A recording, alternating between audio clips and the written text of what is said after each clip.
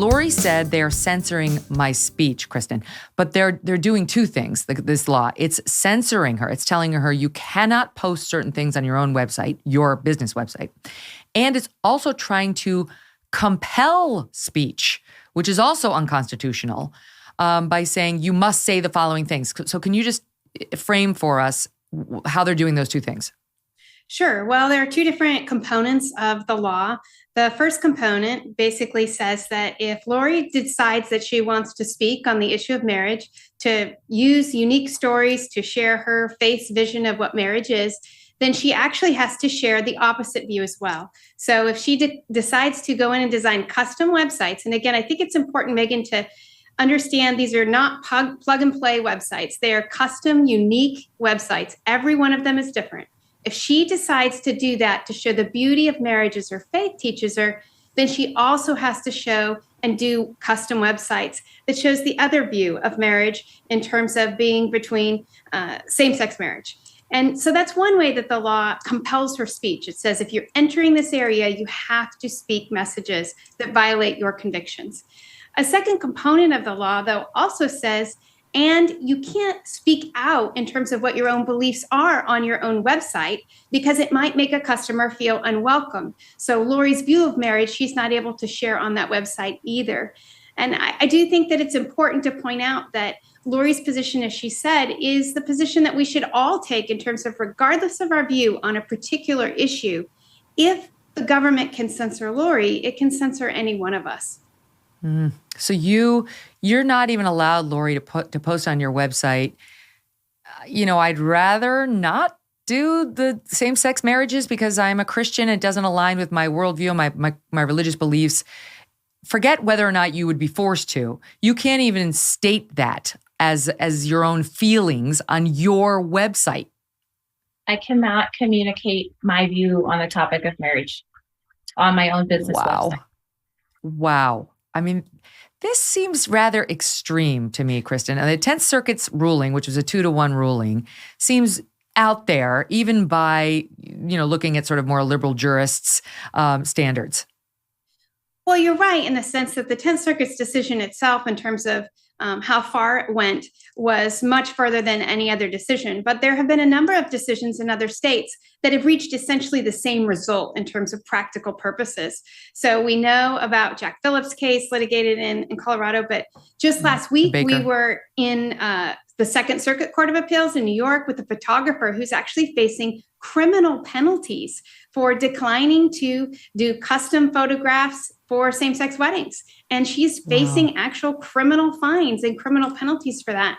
And then, of course, I know you're familiar with the Washington florist who essentially had to retire. And there are a host of others who have been victims to this law, which is why we need to be able to stop activists and government officials from misusing public accommodations laws to essentially punish and ruin those who don't hold their viewpoints. Because this is what the court is saying, that Lori's free speech rights have clashed with the anti-discrimination provisions of Colorado's civil rights laws, that you may not discriminate. You can't offer lesser or no services to somebody because of their sexual orientation. That's what they claim this is, even though she is servicing LGBTQ people for any website they want, except for this one. But they claim that's close enough. You can't, that's the same as telling a Black person no service, period. That analogy is offensive. First of all, the decisions that Lori's making are based on what the message is that she's being requested to create, not who the person is that is requesting it. And even the United States Supreme Court has recognized the difference between interracial marriage and same-sex marriage. It is said in the Loving versus Virginia case that, interracial marriage laws were about systematic oppression and subjugation of an entire class of people, that it was about white supremacy. And in Obergefell itself, the court's decision on same-sex marriage, the court said, decent and honorable people hold the belief that marriage is between a man and a woman, and that actually all of the Abrahamic faiths still have this belief. And so that it's not based on animus or anything else. It truly is a core conviction about how God created marriage. And in Lori's faith, for example, the marriage analogy is the analogy between Christ and the church. So it holds a very sacred place in many of these faiths. Lori, why, you have people, and I know this because I had Jack Phillips on my show and interviewed him before his case went up. That was the case for my audience. I mentioned this the other day where there was a producer at NBC who'd been there for about 2 minutes who wanted me to use all of her questions in questioning Jack Phillips. I said, you're not a lawyer. You're a young producer. You've been here about 2 minutes. I'm not going to be using your questions. I'll be using my own questions since I practiced law for 10 years and I covered the high court for 3 years. And this young twit, forgive me, had a freak out that I wasn't going to ask her questions, and I didn't ask her questions, and mine were just fine. Okay. Sorry. Just bringing it all together for the audience that's been following my journey on this story.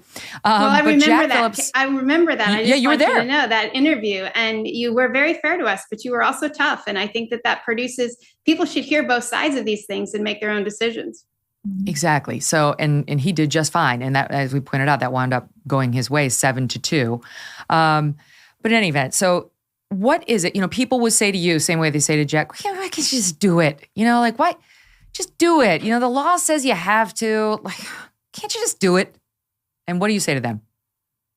My faith inspires everything that I do. I can't separate my faith from my work. It inspires what I do. And so because of that, the artwork that I create, the designs that I create, the way that I work with my clients, all of that must be glorifying and honoring to God. So no, I cannot communicate a message that goes against my deeply held beliefs. Nobody should be put in a position of having to do so. Nobody should be in that position, whether your views are the same as mine or whether they're different. Nobody should be in a place of the government telling them they must communicate a message that violates their core beliefs.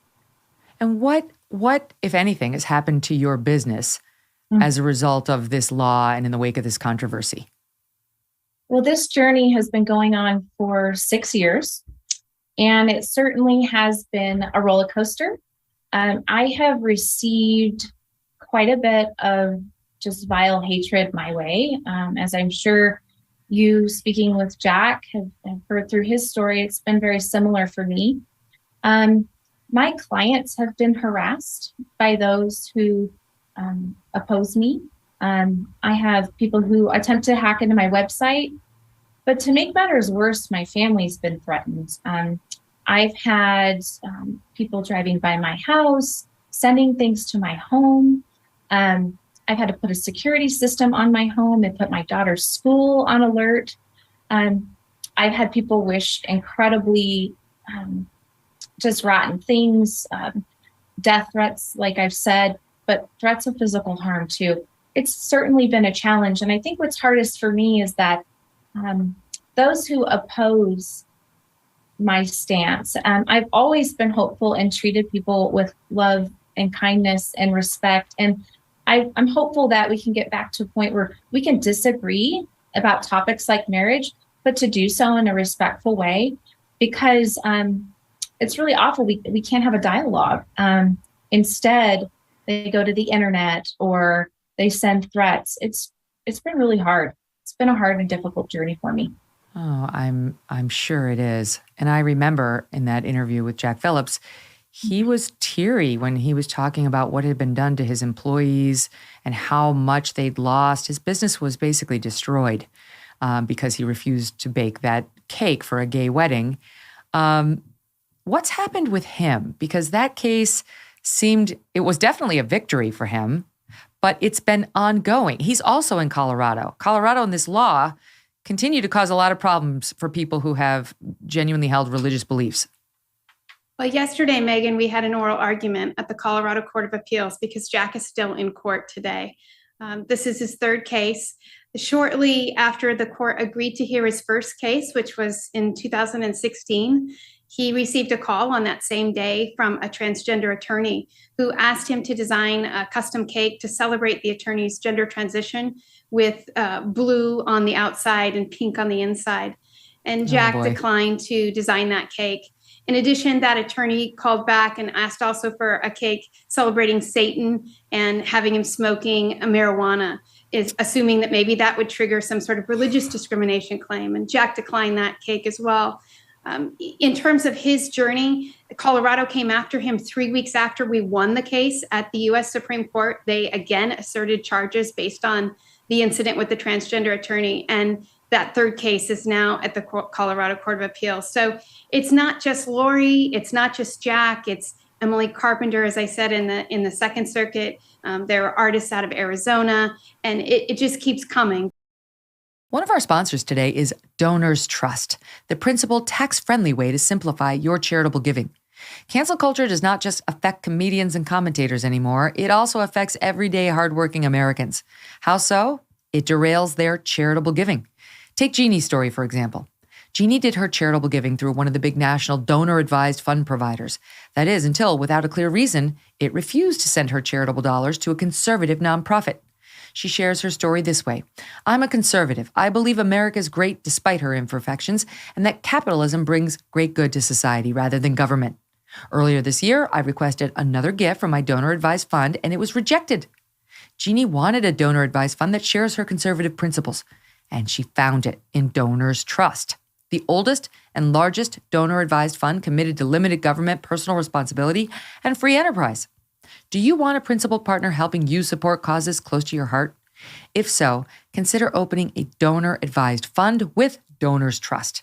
For more info on how Donors Trust can help you with your charitable giving, visit donorstrust.org/MK, and they will give you a free copy of their donor prospectus. That's DONORS Trust, donorstrust.org/MK. Hey, thanks so much for watching. If you like what you just saw, hit the subscribe button for more clips and full episodes.